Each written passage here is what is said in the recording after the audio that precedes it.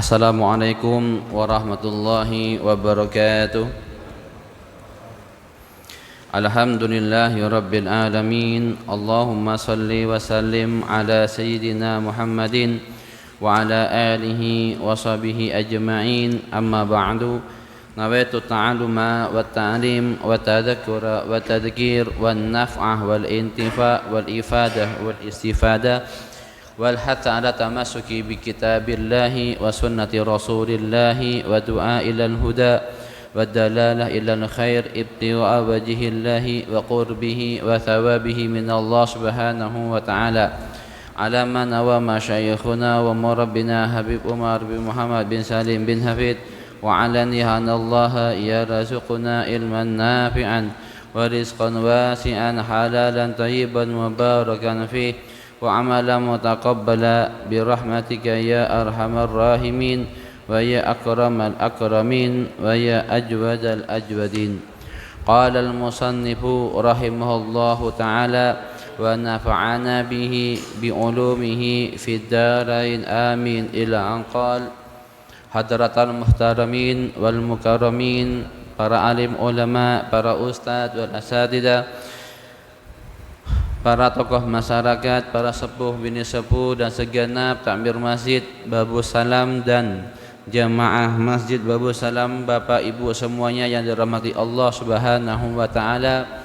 Semoga apa yang telah kita sempatkan pada saat ini dalam keadaan sehat walafiat, dengan menambahkan ketakwaan kita, rasa syukur kepada Allah subhanahu wa ta'ala, semoga Allah subhanahu wa ta'ala melimpahkan kepada kita semuanya, dilimpahkan keberkahan untuk kita semuanya, diberkahi umur kita, diberkahi kesehatan kita, diberkahi waktu-waktu kita, diberkahi anak putu keturunan kita, dan semoga Allah subhanahu wa ta'ala menjaga diri kita dan keluarga kita semuanya dalam keadaan sehat walafiat dan dilindungi oleh Allah subhanahu wa ta'ala. Dan semoga kita semuanya diberikan kemudahan untuk bisa melakukan amal kebaikan, ketaatan kepada Allah subhanahu wa ta'ala yang menjadi sebab musabab ridhonya Allah subhanahu wa ta'ala, dan bisa melakukan sunnah-sunnah Nabi Muhammad sallallahu alaihi wasallam agar kedekatan kita bertambah dekat dengan Rasulullah sallallahu alaihi wasallam, bertambah cinta kepada beliau, bertambah cinta kepada keluarga beliau, bertambah cinta kepada para pengikut beliau, dan menjadi sebab musabab syafaatnya Rasulullah sallallahu alaihi wasallam kepada kita semuanya. Amin ya rabbal alamin. Bapak, Ibu, jemaah Masjid Babus Salam yang dirahmati Allah subhanahu wa ta'ala, tidak lama lagi kita akan memasuki bulan suci Ramadan, di mana bulan Ramadan adalah bulan karim, bulan azim, di mana bulan tersebut Allah subhanahu wa ta'ala mengistimewakan satu malam di antara malam-malam lainnya yang Allah istimewakan untuk umatnya Nabi Muhammad sallallahu alaihi wasallam, yaitu malam Lailatul Qadar, malam yang lebih utama daripada 1000 bulan, malam yang dimana Allah subhanahu wa ta'ala mengistimewakan secara khusus untuk umatnya Nabi Muhammad sallallahu alaihi wasallam. Maka jangan sampai di bulan Ramadan nanti kita lalai dengan hal-hal yang menjadi keutamaan untuk kita semuanya. Jangan sampai kita bulan Ramadan hilang, lewat begitu saja seperti dengan bulan-bulan lainnya. Cukuplah 11 bulan kita melakukan hal-hal kehidupan kita dengan kebiasaan kita, akan tetapi sempatkan 1 bulan ini di bulan suci Ramadan untuk mengkhususkan diri kita agar kita lebih dekat dengan Allah, lebih dekat dengan Rasulullah, mengamalkan ketaatan kepada Allah dan sunnah-sunnahnya Nabi Muhammad sallallahu alaihi wasallam.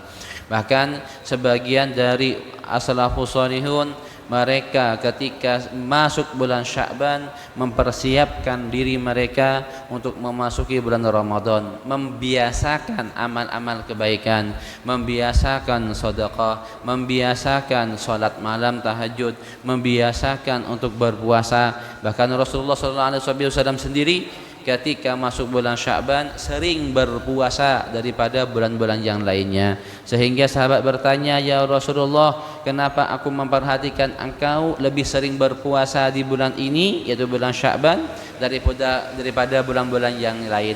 Rasulullah menjawab, bulan ini adalah bulan di mana banyak di antara manusia yang lalai, yang lupa. Ma baina Rajab wa Ramadan ya syahrun yughfalun nas. Di antara Rajab dan Ramadan mereka manusia lalai, lupa akan bulan ini. Maka beliau Rasulullah berpuasa di bulan Sya'ban, dan Rasulullah senang ketika amalannya, perbuatannya, ketaatannya diangkat dan ditunjukkan oleh Allah kepada Allah Subhanahu wa taala, sedangkan beliau dalam keadaan berpuasa. Inilah Rasulullah ketika mempersiapkan dirinya untuk memasuki bulan Ramadan. Begitu pula para as-salafus shalihin yang lainnya ketika masuk bulan Sya'ban dan akan masuk bulan Ramadan, mereka lebih siap dalam fisik, rohani dan jasmani agar benar-benar hatinya, tawajjuhnya dan raga semuanya benar-benar siap untuk melaksanakan ibadah-ibadah di bulan suci Ramadan, di mana ibadah di bulan Ramadan amalan sunnah diganjar dengan pahala fardu, adapun amalan fardu diganjar oleh Allah Subhanahu wa taala berlipat ganda dari amal fardu tersebut. Maka di antara mempersiapkan diri kita untuk memasuki bulan Ramadan adalah mengetahui hukum-hukum yang menjadi syarat dan kewajiban ataupun hal-hal yang wajib kita jauhi di bulan Ramadan. Adapun rukun dari kewajiban kita berpuasa di bulan Ramadan adalah yang pertama adalah niat. Niat hukumnya wajib. Adapun niat menurut kita yang mayoritas Imam Syafi'i adalah wajib niat setiap malam. Malam itu diawali dari ghurubus syamsi, dari terbenamnya matahari. Artinya mulai adzan maghrib atau mulai setelah kita makan iftar atau makan takjil, yang umumnya bahasa Indonesia menyatakan takjil. Setelah ghurub syamsi sudah diperbolehkan untuk berniat puasa di bulan Ramadan. Hingga kapan? Hingga terbitnya fajar, sebelum adzan subuh yang mayoritas kita di Indonesia. Nah, di sini wajib setiap malam dan dilakukan pada malam hari menurut Imam Syafi'i. Adapun menurut Imam Malik, niat puasa dianjurkan harus pada malam pertama, harus pada awal malam pertama di bulan Ramadan. Artinya pada malam pertama kita sholat tarawih itu dianjurkan kita yang mazhab Imam Syafi'i untuk berniat Imam Malik. Kenapa demikian? Karena Imam Malik hanya cukup niat satu kali saja pada malam pertama. Maka malam kedua, ketiga, keempat dan seterusnya gak usah berniat lagi, gak usah berniat kembali. Makanya dalam madhab Imam Syafi'i yang kita mayoritas Imam Syafi'i dianjurkan untuk mengikuti madhab Imam Malik pada malam pertama.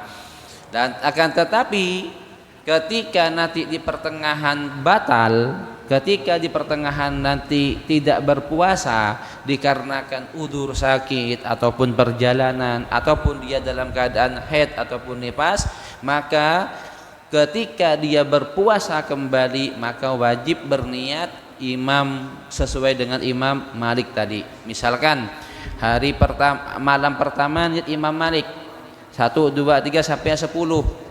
Tanggal 11 dia nggak berpuasa karena sakit sampai tanggal 15. Lah, maka tanggal 16 ketika dia berpuasa, maka dia wajib mengulang kembali niat Imam Malik. Nanti akan kita sebutkan bagaimana niatnya. Ini Imam Malik. Bagaimana niatnya? Niatnya dalam bahasa Arab, nawaitu shauma ghadin an adai jami'i, ada tambahannya, jami'i syahri ramadhana taqlidan lil imam Malik fardhan lillahi ta'ala. saya berniat berpuasa, menunaikan ibadah puasa selama bulan Ramadan, mengikuti Imam Malik fardhu lillahi ta'ala. Ini niat sesuai dengan niat Imam Malik. Adapun Imam Hanafi adalah boleh berniat jika setelah sholat subuh. Ini Imam Hanafi. Begitu pula Hambali.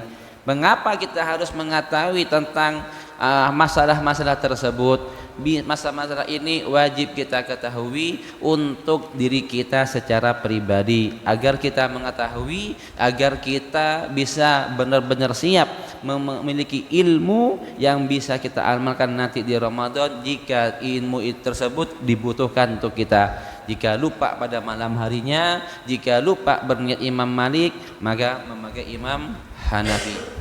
Ini terkait niat di bulan Ramadan. Maka ada menurut Imam Syafi'i tadi kita jelaskan harus setiap malam. Maka kita amalkan Imam Syafi'i secara ijmal, setiap malamnya kita Imam Syafi'i. Akan tetapi pada malam pertama, khusus malam pertama, kita niat sesuai dengan niatan Imam Malik. Saya berniat berpuasa, saya niat menunaikan ibadah puasa selama 1 bulan Ramadan fardhu lillahi ta'ala. Lalu yang kedua, kewajiban kita ketika memasuki bulan Ramadan ataupun berpuasa adalah al-imsak an mubtilatis syiyam, yaitu menjaga dari hal-hal yang membatalkan puasa. Jagalah dari hal-hal yang membatalkan puasa. Yang membatalkan puasa itu ada 2 macam, terbagi menjadi 2. Yang pertama adalah yang membatalkan secara syariat. Artinya kalau membatalkan secara syariat maka puasanya wajib qada. Yang kedua adalah yang membatalkan secara thawab, yaitu pahala dari puasa tersebut. Maka ini puasa tidak wajib qada, akan tetapi tidak mendapatkan pahala dari puasa tersebut, karena kemuliaan puasa Ramadan itu adalah karena bulan Ramadan, bukan karena puasanya. Kemuliaan puasa di bulan Ramadan itu karena bulan Ramadan. Karena bulan Ramadan maka puasa Ramadan menjadi wajib, puasanya menjadi wajib. Puasanya lebih utama daripada puasa-puasa yang lain. Nah, di sini. Adapun yang membatalkan puasa secara syariat, yang pertama adalah ar-riddah, yaitu murtad, naudzubillah min dzalik. Yang kedua adalah haid dan nifas. Yang ketiga adalah wiladah, melahirkan. Yang keempat adalah junun, yaitu gila walaupun sebentar. Yang kelima adalah ayan atau mabuk. Mabuk misalkan dia menghirup udara ataupun obat-obatan lalu dia mabuk hingga hilang akalnya, maka batalnya puasa. Bukan yang dimaksud dengan mabuk perjalanan, bukan itu. Kalau mabuk perjalanan itu mungkin bisa mengakibatkan mual. Lah mual di sini hukumnya kalau mual tidak sengaja karena mabuk perjalanan yang sering-sering dikatakan itu mabuk, maka tidak batal selama tidak ada sesuatu yang masuk kembali kepada rongga mulutnya. Maka kalau hanya keluar saja, tapi nggak ada yang masuk ke dalam rongganya, maka nggak batal. Nah, tapi kalau muntah disengaja dengan memasukkan tangan ke dalam, atau kita gosok gigi sampai menggosok bagian lidah sehingga masuk ke dalam sengaja namanya, maka jika keluar batal. Muntah secara sengaja hukumnya batal. Lalu wusulu ainin ila ma yusamma jaufan, masuknya sesuatu ke rongga mulut, nah, rongga makan, minum, atau juga dihitung juga wayul haku, dan disamakan rongga kullu ainin wasarat ilal juf, yaitu segala sesuatu yang masuk ke rongga, yaitu misalkan hidung hukumnya batal jika kemasukan sesuatu sampai masuk, misalkan kita insyisak terlalu kuat menghirup air, maka sampai masuk hukumnya batal, kecuali hanya sebatas di luarnya saja. Makanya ketika kita berwudu, ketika melakukan sunnahnya wudu untuk istinsak, maka cukup menghirup sebentar sedikit, bernafas sedikit, enggak nyampe masuk dalam lalu keluarkan. Ini boleh hanya sampai 3 kali. Begitu pula kumur-kumur hanya 3 kali, hanya sekedarnya saja. Hanya sekedarnya saja. Namun jika sampai berlebihan 3 kali dan masuk ke dalam ketelan, maka hukumnya batal. Begitu pula nukhamah. Nukhamah ini adalah dahak yang jika keluar dari rongga makhrajnya ha, artinya sudah keluar di makhrajnya, nukhamahnya, apa namanya nukhamah? Dahaknya ketika ada di makhraj maka jangan ditelan, wajib dibuang. Kalau ditelan maka hukumnya batal. Maka di sini yang harus dipersiapkan ketika kita sholat di bulan Ramadan pada siang hari zuhur sama asar khususnya, atau subuh, ketika dia itu ketika batuk atau pilek, maka siapkan tisu di sakunya. Kenapa? Khawatir ketika dia sholat lalu ada dahak yang keluar, Allahu Akbar, baca Fatihah, keluar ke makhraj ha. Nah ini kan kalau kita meludah, nggak boleh di masjid haram, kita telan, maka hukum puasanya batal. Maka kita siapkan tisu, atau kita punya syal dibuang di syalnya, lipat, taruh di bawah. Karena nukhamah dahak enggak najis. Hukumnya dahaknya enggak najis. Ini untuk dahak. Nah, sama juga ketika ada bagian ingus ketika pilek. Nah, di sini harus perhatikan, jangan ditelan, dibuang. Nah, dibuang di sini. Atau masuknya sesuatu air ketika dia pipis di dalam kolam berenang, di sini pipis, ataupun dia BAB ketika dalam air, batal karena masuknya sesuatu melalui rongga kubul sama dubur. Terkait bagian telinga, menurut Imam Syafi'i, sebagian dari mazhab Imam Syafi'i batal, kecuali menurut pendapat Imam Ghazali. Menurut Imam Ghazali, kuping ketika kemasukan air enggak batal menurut Imam Ghazali, tapi mayoritas Imam Syafi'i batal. Adapun yang bagian mata enggak batal, sebagian mata enggak batal. Kadang-kadang sebagian dari pendapat mengatakan enggak batal. Loh, kok enggak batal? Toh ketika kita teteskan obat kerasa ke dalam obatnya, itu adalah melalui syaraf yang ada di dalam mata. Sebagian dari pendapat mengatakan tidak batal. Ini yang keenam. Yang ketujuh adalah bersenggama di bulan Ramadan, siang hari di bulan Ramadan, batal puasanya dan dia wajib membayar kafarah. Kafarahnya puasa adalah bersenggama di bulan Ramadan adalah berpuasa 2 bulan berturut-turut.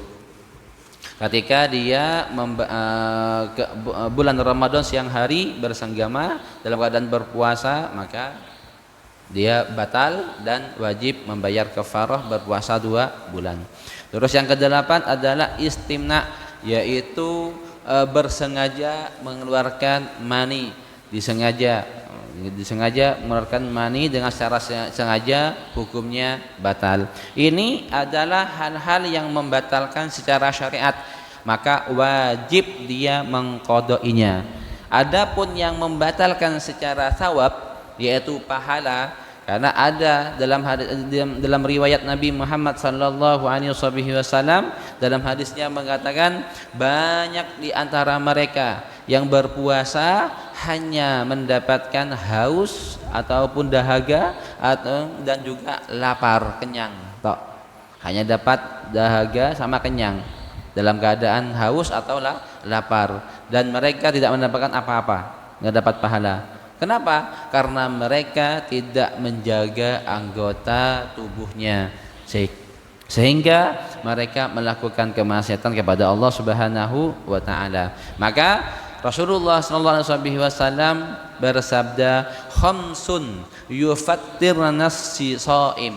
Ada 5 perkara yang membatalkan pahala puasa. Ini kata Rasulullah. 5 perkara yang membatalkan pahala puasa.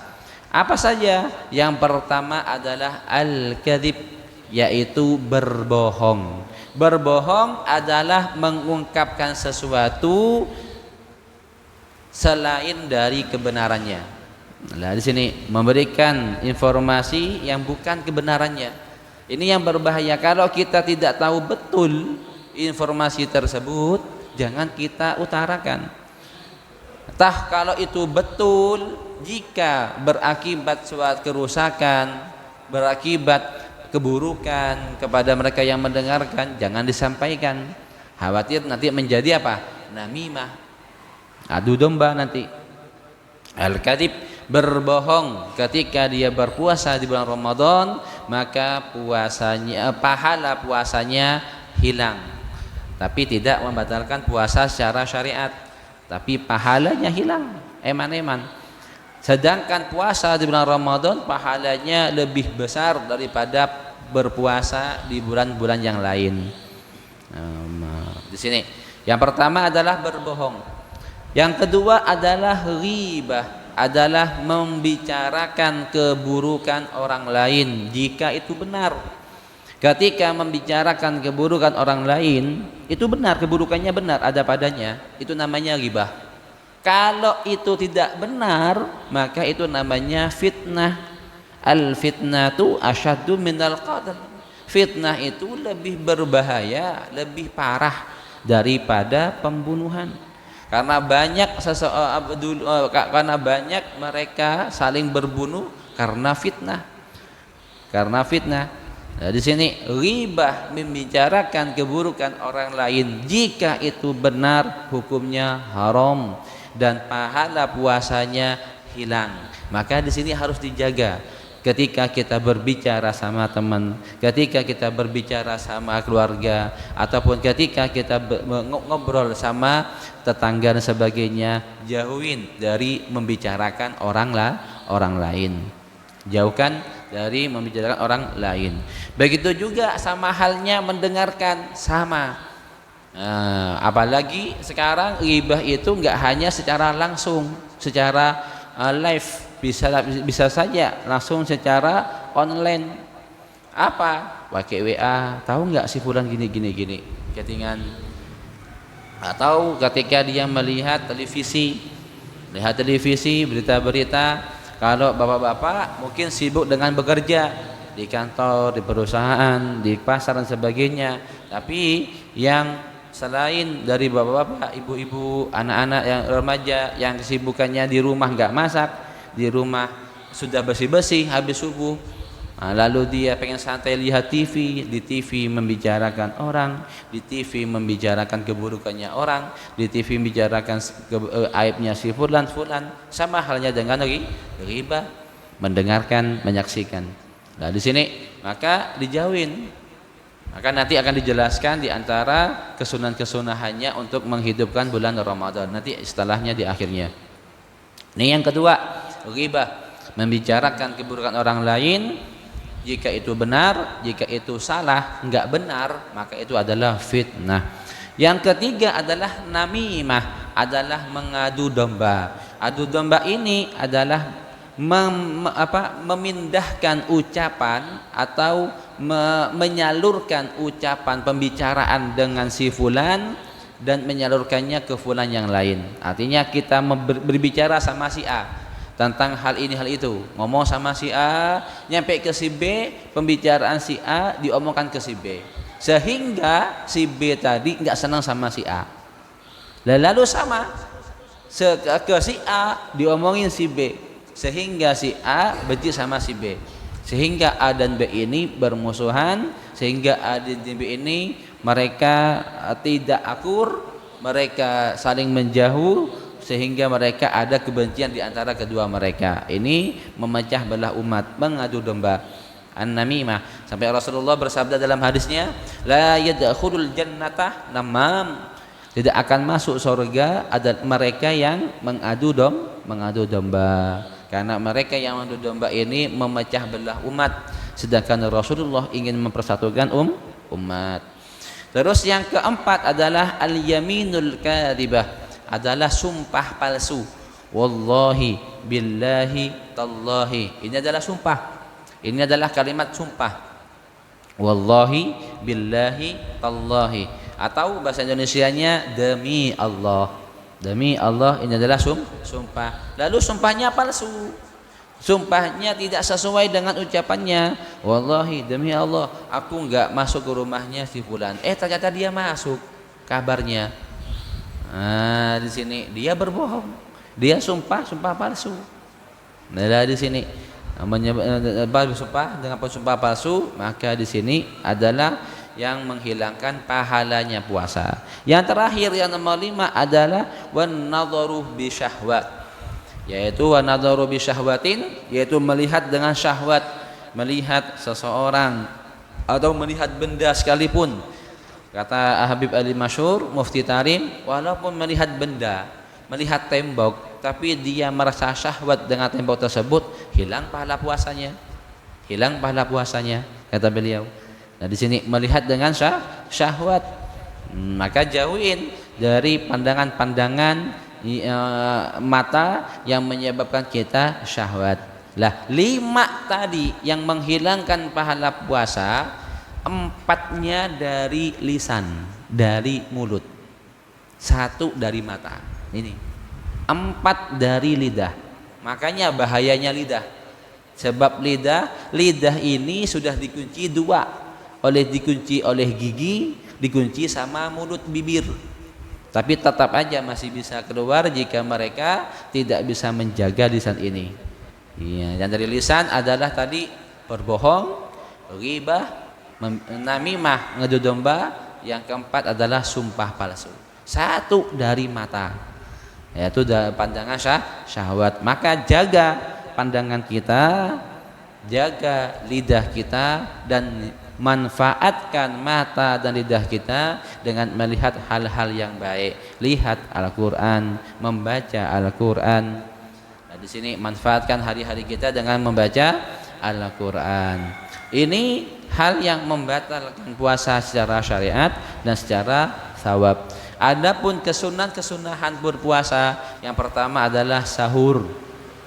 Sahur, paling utamanya sahur adalah dilakukan sebelum fajar tiba. Nah, artinya kurang lebih 10-15 menit sebelum fajar tiba sunnah sahur. Karena Rasulullah bersabda, tasahharu fa inna fis suhuri barakah. Makan sahurlah kalian semuanya, karena makan sahur itu akan ada keberkahan di dalamnya. Di sini walaupun sedikit. Bahkan kita melihat Habib Umar ketika azan subuh kurang 10 atau 15 menit, beliau masih menyempatkan diri untuk minum, udah niat untuk sahur. Memang sahur kadang-kadang dilakukan kayak nuzulul Quran. Habib Umar tanggal 17 Ramadan sahur itu dilakukan jam 12 malam atau jam 1 malam sahur semua santri sama beliau. Lah nanti ketika sebelum azan subuh kurang 15 menit beliau sempatkan untuk minum sahur baik, karena sesungguhnya dalam sahur adalah keberkahan di dalamnya walaupun sedikit. Yang kedua adalah ta'jilul fitar, yaitu bersegera untuk makan iftar. Nah, sini yang menjadi permasalahan adalah si muadzin, yaitu Pak Minan. Bagaimana Pak Minan ini mendapatkan pahala takjil iftar, bersegera untuk iftar? Maka Pak Minan menyiapkan air atau korma. Ketika dia adzan, 1 korma bersama mic.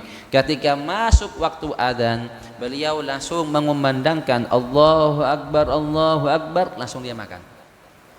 Kumandangkan dulu adzannya, lalu dia makan. Allahu Akbar, makan tamat sedikit aja, lalu lanjutkan Allahu Akbar, dan seterusnya dilanjutkan. Ini mendapatkan takjilul iftar, artinya bersegera untuk berbuka. Hukumnya sunnah. Dan paling utamanya untuk iftar, yang ketiga adalah iftar dengan kurma. Kurma ini kata Rasulullah, kurma itu adalah makanan Kurma itu adalah minuman untuk penghilang dahaga. Jadi kurma ini sudah jadi makanan si perut dan juga penghilang dahaga. Nah, makanya sebagian dari riwayat Rasulullah suka menceburkan kurma ke dalam air. Malam harinya pada waktu malam atau waktu malam harinya dihukum kurmanya direndam, maka pas waktu sahur diminum, atau pada waktu sahur dikungkum lagi ketika pas waktu maghrib diminum. Istilahnya kalau kita sekarang jus korma Rasulullah direndam 7 korma 5 korma direndam dalam air, ketika waktu sahur diminum. 7 korma 5 korma direndam, ketika pas waktu maghrib diminum. Ini karena korma ini makanan sama minuman. Nah, di sini lebih afdalnya adalah buka dengan kurma. Dan sholat taraweh dilakukan hanya di bulan Ramadan. Maka enggak sah kita sholat taraweh di luar Ramadan.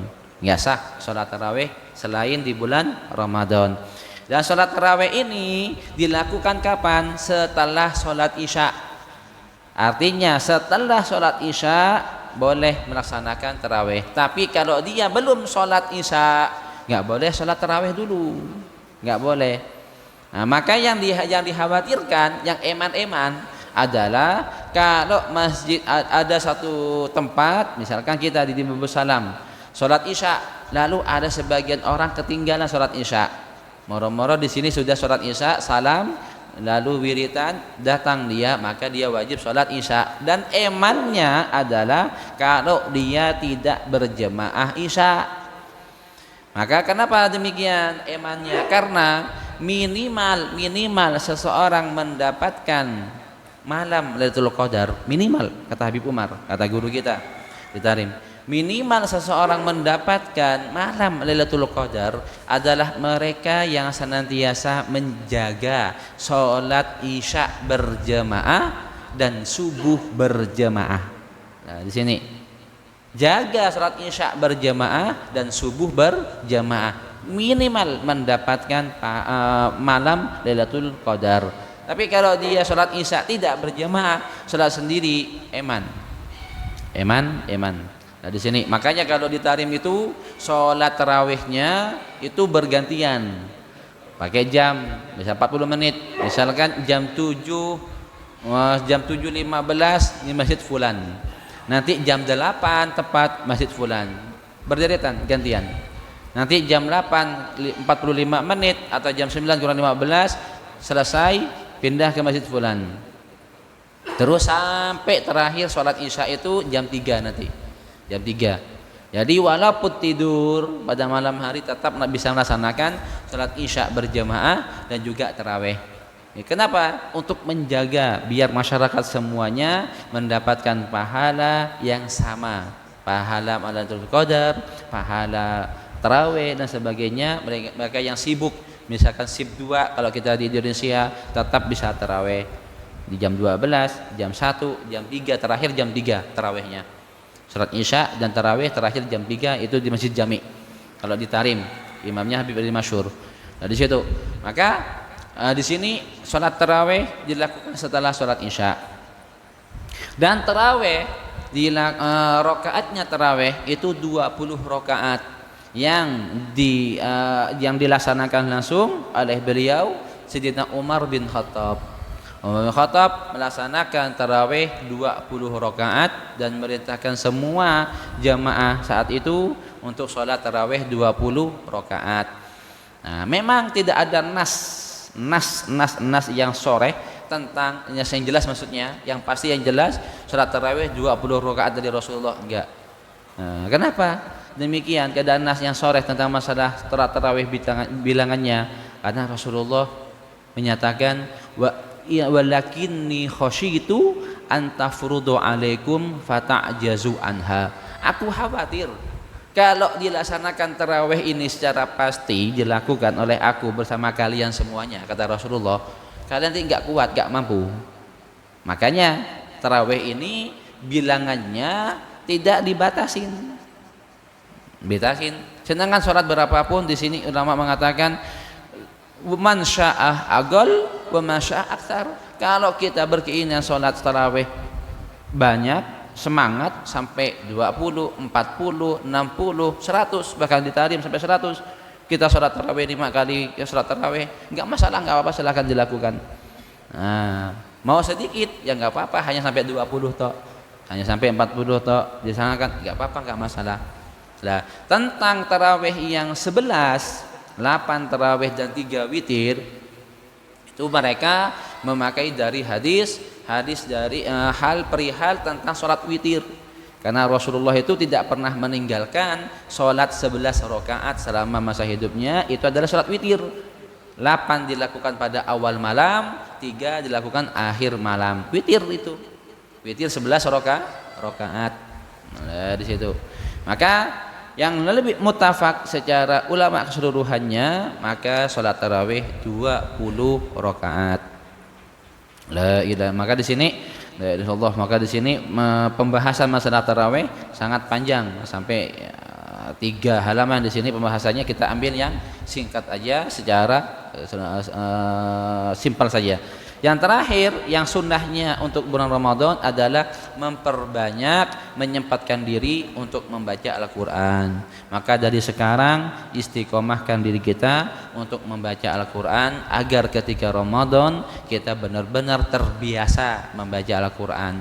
Biasakan diri kita baca Al-Quran setiap ba'da sholat. Maka ketika Ramadan, setiap ba'da sholat kita baca Al-Quran. Bukankah sudah diberi kemudahan oleh Allah Subhanahu wa taala untuk baca Al-Quran? Jadi baca Al-Quran gak harus di rumah, bisa di perkantoran, bisa di pasar. Dengan apa? Ada aplikasi Al-Quran dengan HP. HP kita ada aplikasi Al-Quran, dikasih kemudahan sama Allah. Dikasih kemudahan agar apa? Agar kita bisa baca Al-Quran. Ketika lagi perjalanan, sempatkan baca Al-Quran. Oh, nggak punya wudhu, ada 2 pendapat. Ada 2 pendapat masalah HP di Al-Quran. Ada yang mengatakan pendapat pertama, nggak apa-apa, nggak punya wudhu. Kalau HP aplikasi di Al-Quran, nggak apa-apa. Apa dalilnya? Apa rujukannya? Karena aplikasi itu adalah cahaya yang memantul di dalam HP tersebut, maka nggak masalah. Sama halnya kalau ketika ada lafal Al-Quran di kaca, lalu kena matahari, maka Al-Qurannya ada di bawah di sini. Apakah nggak boleh diinjak? Apakah nggak boleh disentuh? Boleh disentuh karena adalah pantulan cahaya. Ini yang kedua mengatakan wajib punya wudhu. Kenapa? Karena sudah dilihat, bisa dibaca. 2 pendapat. Maka kalau kita nggak punya wudhu ketika di bis, daripada kita membaca komentar orang yang hoak, palsu, sehingga menjadi sebab hati kita makin muram, makin gak senang sama sifulan-sifulan yang lain sebagainya, maka alangkah baiknya kita membaca Al-Quran, mempersiapkan membiasakan diri kita untuk membaca Al-Quran. Baca Al-Quran pada malam hari lebih utama daripada siang hari, karena Al-Quran pertama kali diturunkan pada malam hari. Maka adanya darusan Al-Quran pada malam hari. Baca Al-Quran pada malam hari itu membersihkan hati kita, membuat pikiran kita jernih, dan hati kita semakin bersih, sehingga benar-benar khudu kepada Allah Subhanahu wa taala.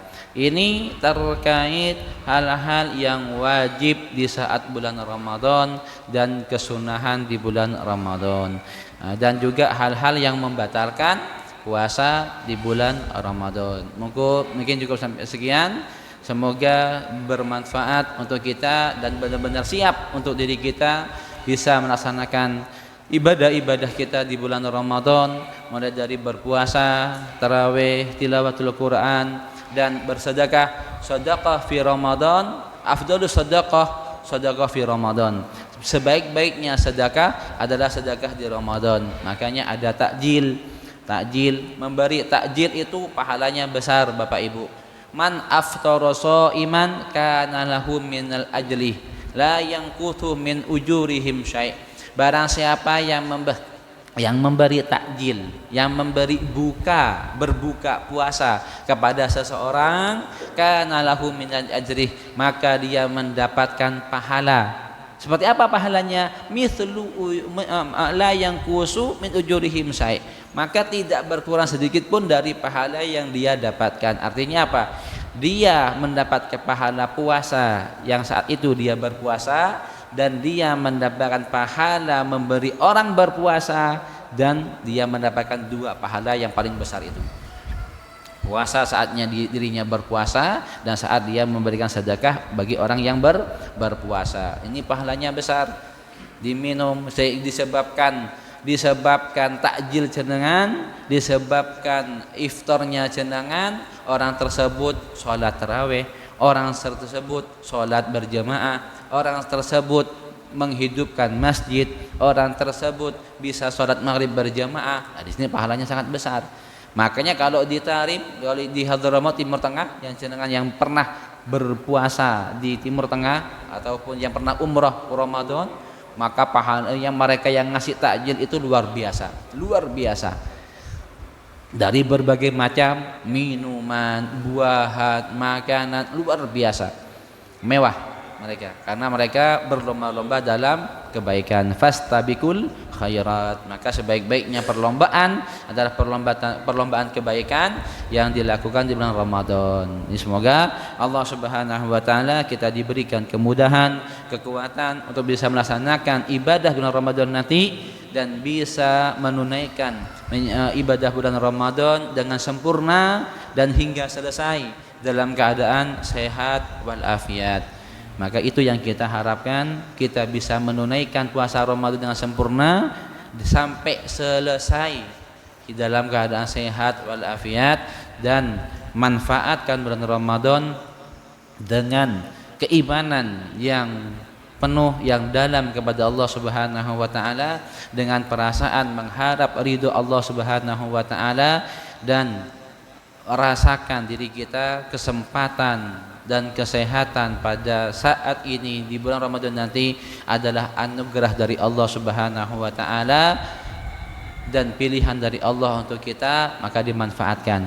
Karena banyak di antara teman-teman kita, kalau kita merenungi lagi teman kita yang biasanya dulu tarawih bersama kita, yang dulu tilawah sama kita, yang dulu tadarus sama kita, yang dulu baca Al-Quran tadarus bersama kita, yang dulu menghidupkan malam Ramadan bersama kita, sekarang mereka tidak bersama kita lagi. Nah, di sini maka manfaatkan bulan Ramadan, rindukan bulan Ramadan, dan niatkan dari sekarang bulan Ramadan, karena kata Habib Umar, banyak mereka mendapatkan keberkahan Ramadan sebelum memasuki bulan Ramadan. Wallahu a'lam. Ada pertanyaan Bapak Ibu terkait masalah ini sedikit? Monggo Bapak Ibu, masalah Ramadan, kewajiban, hal yang membatalkan, yang lainnya. Bismillahirrahmanirrahim.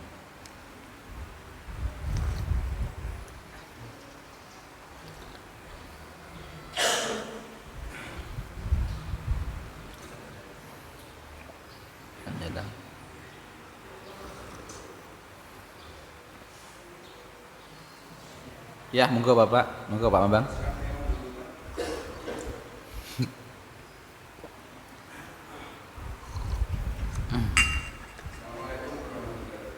Waalaikumsalam warahmatullahi wabarakatuh.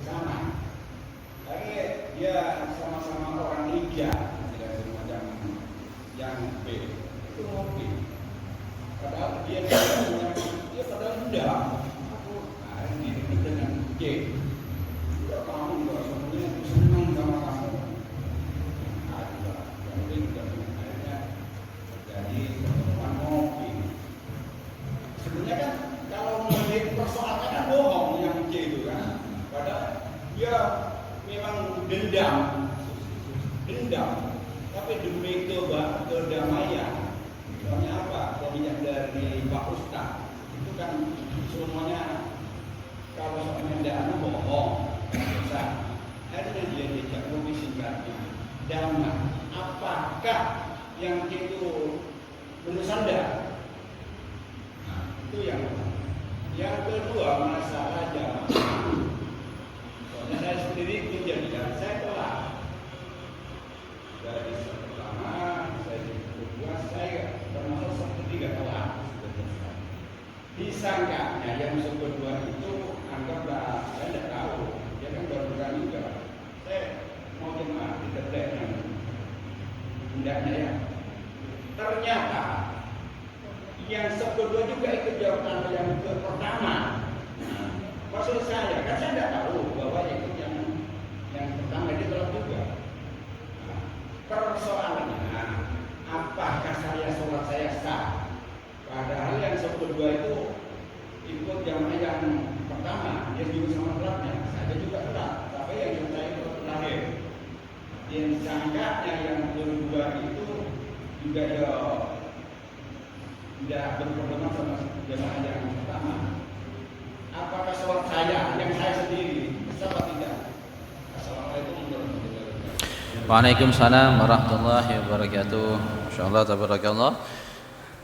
Yang pertama adalah terkait bohong li ajli islah bainan nas. Maksudnya adalah berbohong untuk mendamaikan dua orang ataupun dua golongan yang bermusuhan. Tadi kita jelaskan bohong adalah mengungkapkan sesuatu di luar kebenarannya. Akan tetapi jika kebohongan tersebut untuk menjadi islah di antara dua orang ataupun dua golongan yang awalnya dia bermusuhan dan kita mensiasati agar menghilangkan suatu permusuhan mereka dengan membalikkan keyakinan yang awalnya dia suudon ke husnudon. Itu maksudnya bohongnya itu memang secara teori pelaksanaannya bohong, Bapak Bang. Akan tetapi yang dimaksudkan dia itu berbohong untuk keduanya itu adalah agar dimengerti dia itu berprasangka husnudon, agar dia itu memiliki prasangka baik kepada si A. Contohnya A sama B bermusuhan tadi. Lah, kita berbohong memang pelaksanaannya berbohong. Akan tetapi kita melakukan tersebut agar si A ini awalnya dia suudon, buruk sangka, menjadi husnudon. Ini praktiknya memang berbohong. Praktiknya kita ngomongnya memang berbohong, tapi kenyataannya adalah kita membalikkan perasaan si A ini yang awalnya suudon, buruk sangka, dia tuh gini. Oh, kita omongin enggak kok, dia itu senang sama ente, dia tuh gitu tuh biar ente tuh begini, agar membalikkan fakta sebenarnya biar jadi husnudon. Boleh nggak apa-apa, ini boleh islah. Ini namanya islah bainan nas, untuk menyatukan di antara dua golongan ataupun dua manusia.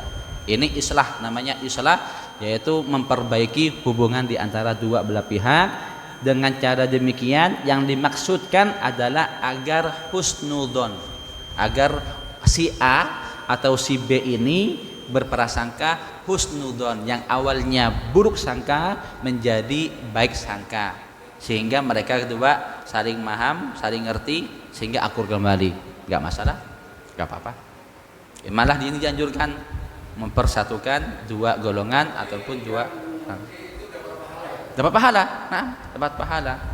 Yu'allifu ma bainan nas, yaitu mereka menggabungkan dua orang agar mereka saling akur, saling bersaudara, dapat pahala.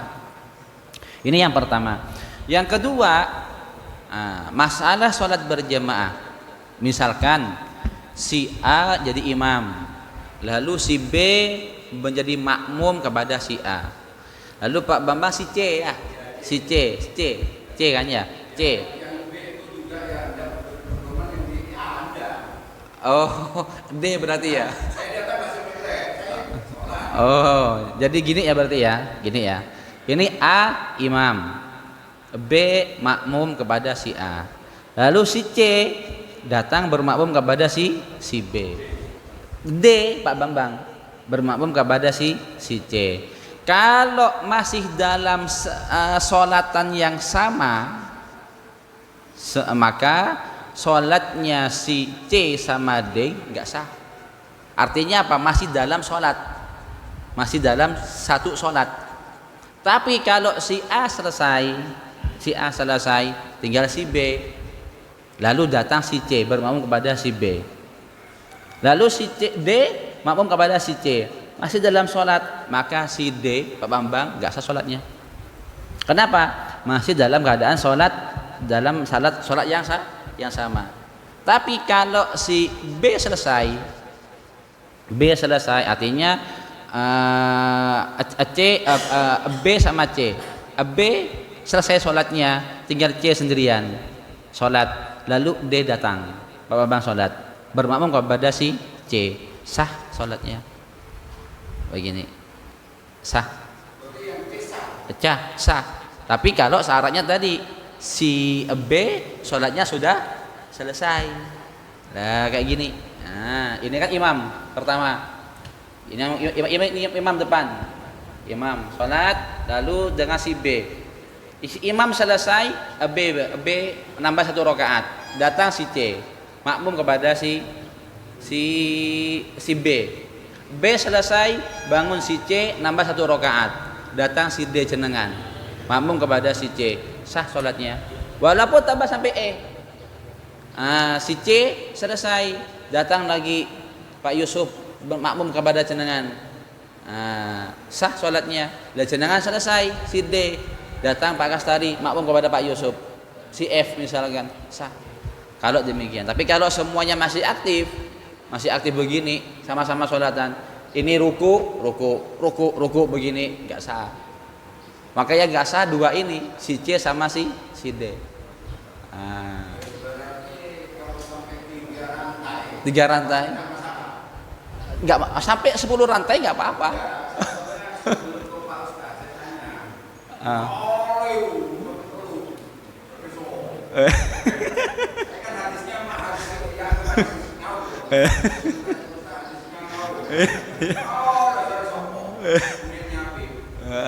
Saya tidak tahu bahwa si B itu berimam sama-sama si A.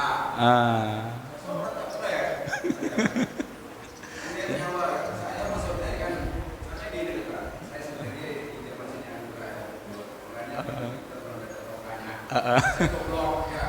kalau saya dengan masalah keraguan dilaksanakan itu kan tidak sah. Sekarang tanya untuk ahlinya. Masya Allah, tabarakallah. Sekarang kan seperti orangnya tuh tidak pintar tapi sok pintar banyak.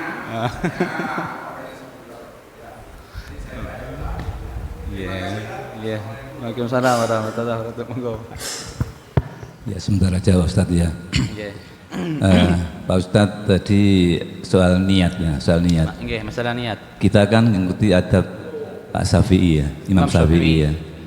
Kita niatnya setiap hari niat. Terus malam. Yang kedua tadi kan ada dari Pak Imam Maliki ya. Imam Maliki. Yang satu bulan niatnya. 1 bulan toh. Terus yang kami tahu selama ini, niat itu kita laksanakan sebelum kita berpuasa. Tapi tadi itu katanya Pak Ustadz ada niat yang dipermudah setelah subuh sudah bisa niat, adalah dari Hanafi dan Hambali. Karena selama ini yang kita tahu habis subuh kan sudah waktunya puasa. Yang kami tahu selama ini kan nggak boleh niat gitu. Berarti masih bisa ya. Terus apa maksudnya? Apa landasannya Imam Hanafi kok berbeda dengan Imam Syafi'i sebelumnya ya? Ya, yang akhirnya kan berarti kita ini selama ini mengikuti mazhab itu masih bisa gonta-ganti ya. Mungkin mazhab yang paling berat Imam siapa gitu, berarti ada yang mudah juga gitu. Kita Ya, enggak apa-apa ngikutin mazhab yang ringan gitu. Ya, Ustaz. ya. Ya, Masya Allah. Ini pertanyaan yang sangat bagus, masalah niat. Memang niat itu sendiri, definisinya niat adalah qasdus syai'i al-muqtarinan bi fi'lihi. Gitu ya, definisinya secara fikih. Adalah berkeinginan sesuatu dan melaksanakan sesuatu tersebut. Ya. Begitu kan? Berkeinginan, ada keinginan sesuatu dan melaksanakannya. Keinginan melaksanakan, artinya dia ada keinginan dalam hati lalu dilaksanakan. Ini niat. Nah, di sini menjadi permasalahan di kalangan mazhab. Nah, apa permasalahannya? Puasa. Kalau dalam Imam Syafi'i, kalau takrifnya demikian, niatnya kapan, pelaksanaannya kapan?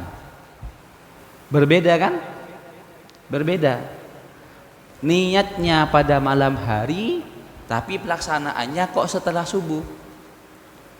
Nah, di sini menjadi istisnaiyat, menjadi pengecualian di dalam mazhab Imam Syafi'i. Makanya niat itu mustaqillah, ibadah mustaqillah dalam Imam Syafi'i, ibadah yang berbeda dari niat. Kalau Hanafi, dia berniat saat itu dan dia melakukan saat itu. Karena dia berpuasa kan siang hari, setelah subuh. Dia berpuasa setelah subuh, maka langsungin dengan niat. Muqtaridan bi fi'lihi. Nah, itu menurut kalangan Imam Hanafi kuat. Nah, menurut Imam Maliki niat karena niat puasa Ramadan, kemuliaan puasa itu dan puasa jadi wajibnya karena bulan Ramadan. Sebulan Ramadan, maka bukan ibadah mustaqillah, bukan ibadah yang dikecualikan, enggak, sama semuanya. Maka puasanya niatnya dari awal. Nah, ini bagus ini. Karena lupa tadi tak bahas masalah ini, masalah niat. Nah, terus kita bagaimana? Yang mayoritas kita Imam Syafi'i, kita tetap berniat dengan Imam Syafi'i setiap malam. Akan tetapi mewanti-wanti, dianjurkan untuk berniat dengan niatan Imam Maliki di awal Ramadan. Kenapa? Agar menjaga kehati-hatian kita, khawatir bulan ketiga, hari ketiga, keempat dan setelahnya kita lupa. Nah, karena umumnya masyarakat kita niat puasa itu pas setelah sholat taraweh. Kalau dia nggak taraweh, lupa niat. Maka di sini niatnya pada malam awal. Makanya malam pertama Ramadan tuh ramai banget, sampai membeludak masjid, sampai keluar. Nah, maka di sini dianjurkan bagi imam untuk berniat dengan niatan Imam Maliki pada setelah salat tarawih. Maka ketika dia mau sahur niat lagi Imam Syafi'i, nggak masalah, nggak apa-apa. Begini yang terkait tentang perbedaan dari tiga mazhab tersebut. Monggo, ada pertanyaan lagi Bapak? Monggo Bapak. Waalaikumsalam warahmatullahi wabarakatuh. Tadi menahan pandangan tadi mata. Ini pada dengan maksud untuk menghindari kejenuhan. Kadang kita itu tidak secara sadar atau tidak sadar. Ini sering melihat YouTube, tayangan YouTube. Di situ tertayang dalam arti pertama terkait dengan pembicaraan yang mengarah ke mesum. Yang kedua, tayangan-tayangan yang menayangkan laki-laki atau perempuan yang auratnya itu kelihatan. Ini bagaimana menurut hukum yang tadi disebutkan oleh Pak Ustadz. Terima kasih. Ya. Assalamualaikum warahmatullahi wabarakatuh. Waalaikumsalam warahmatullahi wabarakatuh. Maka di sini tayangan-tayangan YouTube ataupun televisi ataupun musik dan sebagainya itu namanya fuduli. Fuduli adalah hal-hal yang tidak bermanfaat untuk kita perhatikan. Maka di sini kita harus membenahi diri kita, Bapak. Mulai dari sekarang, artinya Memang sih kadang-kadang kita ada kejenuhan. Tadi ada Bapak sebutkan, jenuh, bosan kita kadang-kadang bosan, ada kebosanan. Pengen nge-fresh otak kita, pengen melihat ini. Artinya ya kita harus pilih-pilih lah. Pilih-pilih tayangan-tayangan yang mungkin tayangan itu bermanfaat untuk kita. Yang pertama, ketika kita buka HP, ini HP saya, menghilangkan kebosanan. Yang pertama, saya niat untuk mencari yang bermanfaat untuk saya. Otomatis ketika saya buka YouTube, mencari yang bermanfaat untuk saya secara agama, ketika ada tayangan tersebut translate lewat, kita lewati aja. Apakah bermasalah bagi kita? Enggak, kita kan melewati. Tapi beda hanya kalau pas dilihat langsung, itu kita namanya bersengaja. Karena dalam hadis lain ada riwayat yang mengatakan pandangan pertama itu enggak masalah, tapi yang bermasalah adalah pandangan kedua. Misalkan kita melihat suatu aurat, pandangan pertama enggak sengaja, kita tahu itu aurat, jangan dilihat lagi. Pandangan pertama dimaafkan, tapi pandangan kedua enggak boleh. Siapa tadi dia? Ini kan awal lihat buka YouTube misalkan, lihat ada pembukaan ini adegan-adegan ini, kita lewat aja, tapi jangan dibalik apa ya, kita lihat jangan. Nah di sini maka kita harus faham sendiri dengan kita. Yang pertama, niat dulu ketika buka HP, niat yang baik, niatan yang baik. Kalau saya pribadi jujur, tapi jangan diikutin, saya nggak nyuruh. Kalau saya pribadi ya, untuk menghilangkan sumpahkan saya, jujur aja, kita transparan aja, nggak usah dipikir ya. Kalau saya pribadi,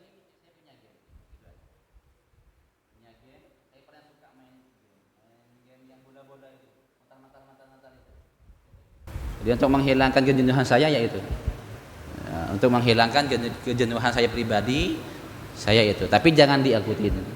Kalau bisa cari yang bermanfaat, baca Al-Quran, baca kitab, ataupun mendengarkan tausiah, ataupun mencari bahan-bahan ilmiah yang bermanfaat seperti itu. Yang seperti saya jangan diikutin, hanya sebagai saya aja si pribadi tok, main game tok. Itu aja Bapak ya. Wallahu a'lam. Ada pertanyaan monggo Bapak, silakan. Ada lagi ibu-ibu ada pertanyaan? Nyicipin makanan sebagainya, monggo.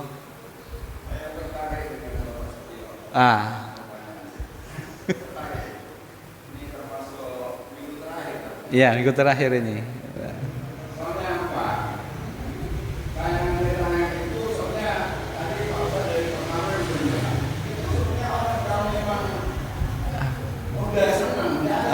Sampai dia selesai. Biasanya tapi untuk puasa jangan boleh dihitung. Iya, betul.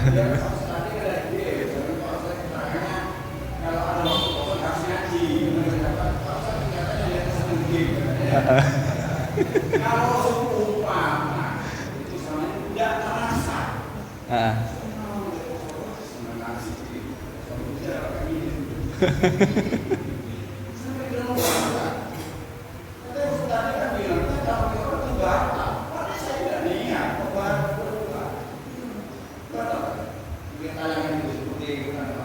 Ya kan enggak baik.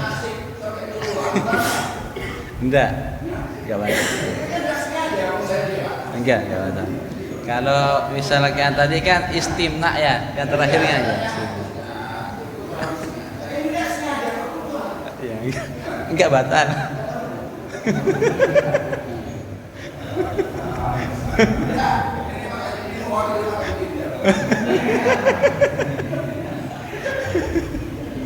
La ilaha illallah.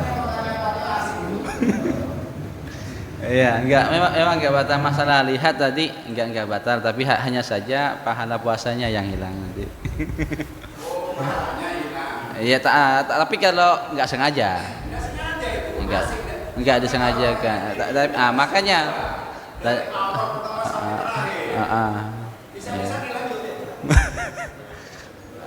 pahala puasanya hilang.